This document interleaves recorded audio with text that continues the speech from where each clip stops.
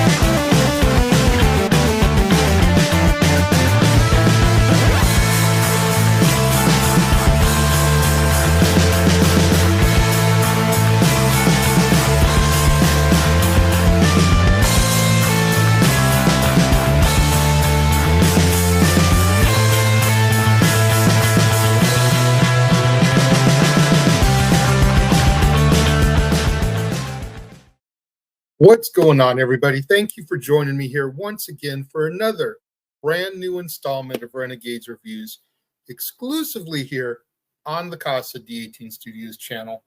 I, of course, am your host, the Renegade JJ Williams, thanking you for coming back once again and joining me right here in the theater. Today's film turns 5 today, and it is a female-led buddy comedy entitled Like a Boss. Now, Like a Boss is a 2020 American comedy film directed by Miguel Arteta, written by Sam Pittman and Adam Cole Kelly, and starring Tiffany Haddish, Byrne, and Salma Hayek. Now, as our movie opens, two friends with very different personalities run their own beauty company, Mia and Mel. Mel, played by Byrne, is more practical and inventive, while Mia, played by Tiffany Haddish, wants to earn her fortune quickly and live a lavish lifestyle. The two girls have been friends since junior high school, 22 years together, and they even live together in the same house. Now, Mel is angry with Mia, forever delaying critical business operational activities and then hiding her faults or her laziness under the garb of product quality and creating scarcity. Things take a turn for the worse when their company runs into $493,000 worth of debt. Mel is not able to confront Mia hard enough to change her ways, and she doesn't come completely clean about the dire state of their business. Their friends, Jill, played by Natasha Rothwell, Kim, played by Jessica St. Clair, and Angela, played by Ari Grainer, are worried that due to their investment in the business, the girls are missing out on having a family and kids, and that their time is running out. Mel and Mia move through one-night stands as their idea of a relationship. In fact, they have created a product called One Night Stand, their single-use makeup kit. Josh Tinker, played by Karen Sony, is an executive who works for Claire Luna, portrayed by Salma Hayek, the head of a major cosmetics empire. He is sent to discuss a proposal to invest in Mia and Mel, which could help their financial woes. Mia initially refuses the offer and says that she values her independence. However, Mel finally opens up to Mia about the financial situation of their store and tells her that they would have to close in 6 months if things do not change. Mel and Mia turn up to the Ovida offices for a meeting with Claire, whose intention is to steal their business out from under them. Claire Luna tries to obtain a controlling share of Mia and Mel's while bailing out the owners. When that deal is declined, she offers to buy 49% of the company for settling $500,000 worth of debt and investing a further $1.7 million in the firm to help them expand. However, Claire puts one condition on that. If one of the friends quits, Claire takes the controlling stake, 51% in the firm. Mel and Mia agree, and although Mia is not totally sold on it, Mia and Mel come up with a brilliant ad campaign for their new line, which Claire disparages. The ad campaign was about enduring friendships, and they record normal people on the streets just like themselves who are best friends and have been friends forever. The campaign is about boosting the best features of individuals rather than hiding their flaws and is called Proud. Claire calls it too sentimental and cheesy. Claire also disparages the One Night Stand product and says that the company needs a brand new idea. So Mel pitches a two-toned lipstick.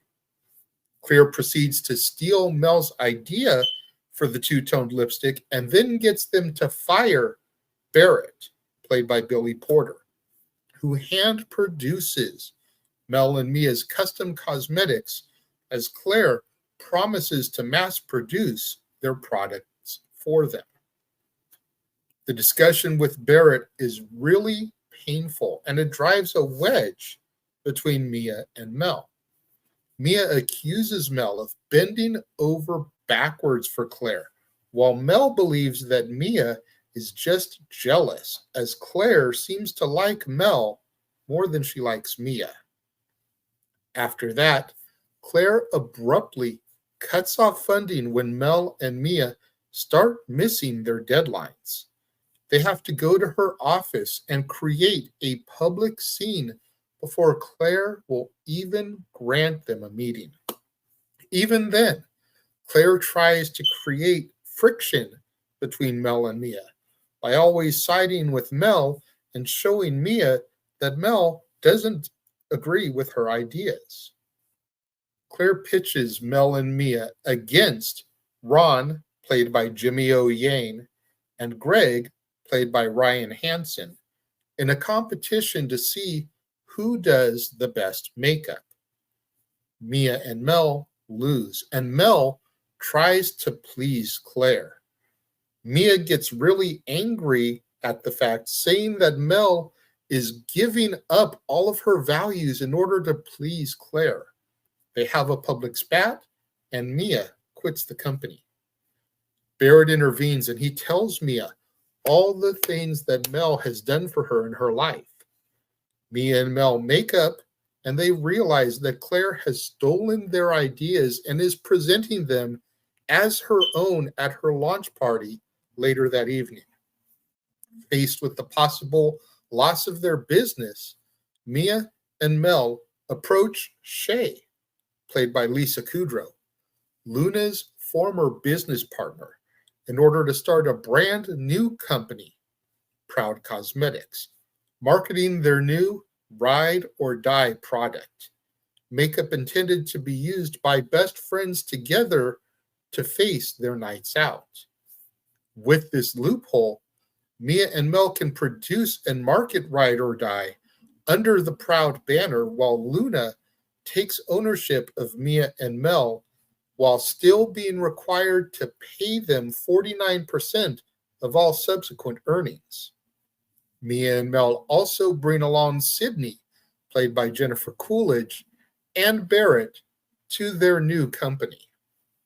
Mel and Mia bring in all their friends, create the new product, and crash Claire's launch party. They hijack the party and launch their new product. They also tell Claire that they launched a new company with her ex-partner and that their new product line is under the new brand. 1 year later, Mel and Mia make it big as their new company goes international, and our movie comes to its close. Now, if I'm being completely transparent here, the film had moments, a few bright spots that did make me chuckle. However, I feel that it lacked serious heart. Tiffany Haddish comes off as way too harsh, and Rose Byrne is too much of a pushover, at least until the two begin their infighting. And I realize that's supposed to be the characteristics of the characters, but I feel like it's presented way too much to the extreme. There's something to be said for subtlety. What's sad is that I'm a huge fan of both Salma Hayek and Jennifer Coolidge, and I feel like they both played their roles well, but it just wasn't enough to save the film. Therefore, all that being said, when it comes to my rating of the film, 1 out of 5 stars. I honestly was very sad by how little I thought of this movie. I was bored a lot of the time. I really was. And considering the star power in this movie and actresses that I care about, again, Salma Hayek, Jennifer Coolidge, I thought I was going to enjoy this film way more than I did. And like I said, I'm not trying to completely disparage it. It did have its moments, but there weren't enough moments in the film for me to be like, okay, I want to rush out and buy this film. I want to add it to my collection. Is that to say that I'll never buy it? No. It's the type of movie that if I found it at Dollar Tree, if they were still carrying movies, for $1.25, okay, maybe I'd buy it. I can't even say that I would buy it for $2 at Goodwill on one of their discount days. About the only way I would find it and purchase it is if it was like a dollar film, because I don't feel it was worth more than that. It was bad. What do you guys think of Like a Boss Let me know. Leave your thoughts in the comments below. Am I way out of line here? If I am, tell me. Explain your side of things. And if I feel like you make a convincing argument, maybe I'll go back and give it a second to watch under your eyes and see if my opinion changes any. But as it stands right now, I'm in no rush to ever see this film again. I hope you guys have enjoyed today's episode of Renegades Reviews, exclusively here on the Casa D18 Studios YouTube channel. And until next time, when we return to the theater, I will catch you guys later.